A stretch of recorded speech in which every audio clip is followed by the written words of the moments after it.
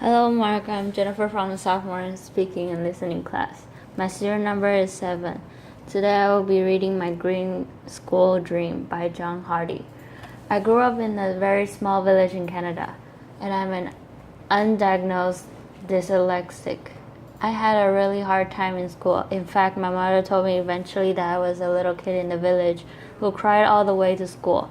I ran away. I left when I was 25 years old to go to Bali. And there I met my incredible wife, Cynthia, and together over 20 years we built an amazing jewelry business.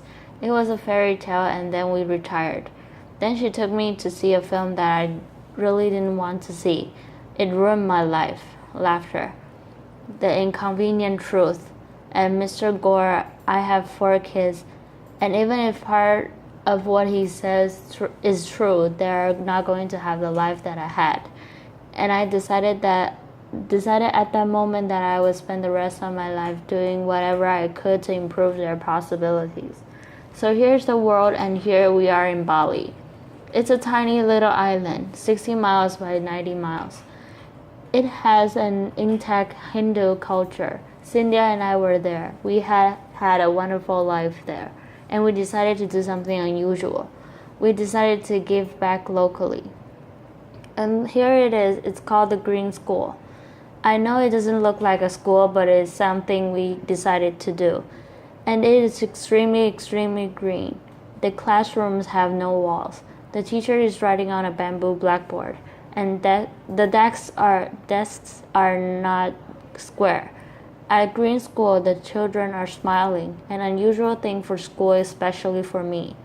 And we practice holism. And for me, it's just the idea that if this little girl graduates as a whole person, chances are she'll demand a whole world to live on. Our children spend 181 days going to school in a box.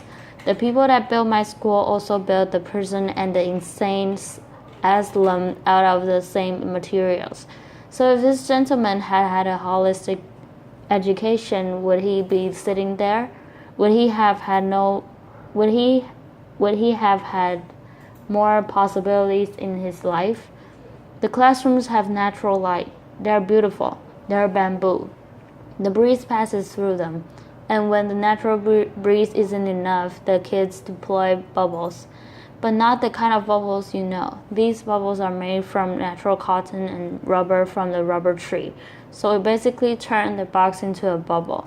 And these kids know that painless climate control may not be part of their future. We pay the bill at the end of the month, but the people that are really going to pay the bill are our grandchildren. We have to teach the kids that the world is not indestructible. These kids did a little graffiti on their desks, and then they signed up for 2 extra courses. The first one was called sanding, and the second one was called re-waxing. But since that happened, they own those desks. They know they can control their world. We're on the grid. We're not proud of it. But an amazing alternative energy company in Paris is taking us off the grid with solar. And this thing is the second vortex to be built in the world, in a 2.5-meter drop on a river. When a turbine drops in, it will produce 8,000 watts of electricity day and night, and you know what these are. There is nowhere to flush, and as long as we're talking our waste and mixing it with a huge amount of water, you are all really smart. Just do the math. How many people times how much water? There isn't enough water. These are compost toilets, and nobody at the school wanted to know about them, especially the principal. And they work. People use them. People are okay. It's something you should think about doing. Not many things didn't work. The beautiful canvas and rubber skylights got in by the sun in 6 months. We had to replace them with recyclable plastic. The teachers dragged giant PVC whiteboards into the classrooms. So we had some good ideas. We took old automobile windshields, put paper behind them, and created the first alternative to the whiteboard. Green School sits in south central Bali, and it's on 20 acres acres of rolling garden. There's an amazing river traveling through it, and you can see there how we managed to get across the river. I met a father the other day. He looked a little crazed. I said, "Welcome to green school." He said, "I've been on an airplane for 24 hours. I asked him why. He said, I had a dream once about a green school, and I saw a picture of this green school. I got an airplane. In August, I'm bringing my sons." This was a great thing, but more than that, people are building greenhouses around green school so their kids can walk to school on their paths.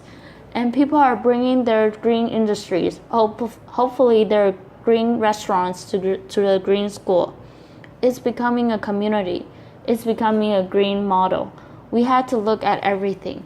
No petrochemicals in the pavement. No pavement. These are volcanic stones laid by hand. There are no sidewalks. The sidewalks are gravel. They flood when it rains, but they're green. This is the school buffalo. He's planning to eat that fence for dinner. All the fences at green school are green, and when the kindergarten kids recently moved their gate, they found the fence was made out of tapioca. They took the tapioca roots up to the kitchen, sliced them thinly, and made delicious chips. Landscaping.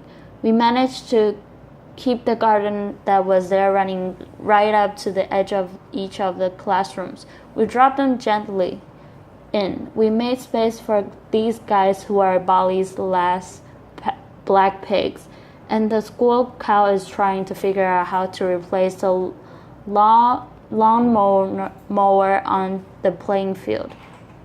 These young ladies are living in a rice culture, but they know something that few people know in a rice culture. They know how to plant organic rice. They know how to look after it. They know how to harvest it, and they know how to cook it. They are part of the rice cycle, and these skills will be valuable for them in their future. This young man is picking organic vegetables.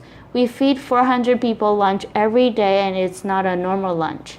There's no gas. Local Balinese women cook the food on sawdust burners using secrets that only their grandmothers know. The food is incredible. Green School is a place of pioneers, local and global, and it's a kind of microcosm of the globalized world. The kids are from 25 countries. When I see them together, I know that they're working out how to live in the future. Green School is going into this third year with 160 children. It's a school where you do learn reading. One of my favorites, writing. I was bad at it, arithmetic. But you also learn other things. You learn bamboo building. You practice ancient Balinese arts. This is called mud wrestling in the rice fields. The kids love it. The mothers aren't quite convinced. Laughter. We've done a lot of outrageous things in our lives, and we said, okay, local. What does local mean? Local means that 20% of the population of the school has to be Balinese. And this was a really big commitment. And we were right. And people are coming forward from all over the world to support the Balinese Scholarship Fund. Because these kids will be Bali's next green leaders, the teachers are as diverse as the student body. And the amazing thing is that volunteers are popping up. A man came from Java with a new kind of organic agriculture. A woman came from Africa with music, and together these volunteers and the teachers are deeply committed to creating a new generation of global green leaders. The Green School effect, we don't know what it is. We need someone to come and study it, but what's happening are learning different kids. Dyslexic, we've renamed them prolexic, are doing well in these beautiful, beautiful classrooms, and all the kids are thriving. And how did we do all this? On giant grass. It's bamboo. It comes out of the ground like a train. It grows as high as a coconut tree in 2 months, and 3 years later it can be harvested to build buildings like this. It's as strong and dense as teak, and it will hold up any roof. When the architects came, they brought up these things, and you've probably seen the things like this. The yellow box was called the administration complex. Laughter, we squashed it, we rethought it, but mainly we renamed it the heart of school, and that changed everything forever. It's a double helix. It has administrators in it and many, many other things. And the problem of building it, when the Balinese workers saw long reams of plans, they look at them and say, "What's this?" So we built big models. We had them engineered by the engineers, and Balinese carpenters like this measured them with their bamboo rulers, selected the bamboo, and built the buildings using age-old techniques, mostly by hand. It was chaos. And the Balinese carpenters want to be as modern as we do, so they use metal scaffolding to build the bamboo building. And when the scaffolding came down, we realized that we had a cathedral to green, and a cathedral to green education. The heart of school has 7 kilometers of bamboo in it. From the time the founders were finished, in 3 months it had roofs and floors. It may not be the biggest bamboo building in the world, but many people believe that it's the most beautiful. Is it doable in your community? We believe it is. Green School is a model we built for the world. It's a model we built for Bali, and you just have to follow these simple rules. Be local, let the environment lead, and think about how your grandchildren might build. So Mr. Gore, thank you. You ruined my life, but you gave me an incredible future.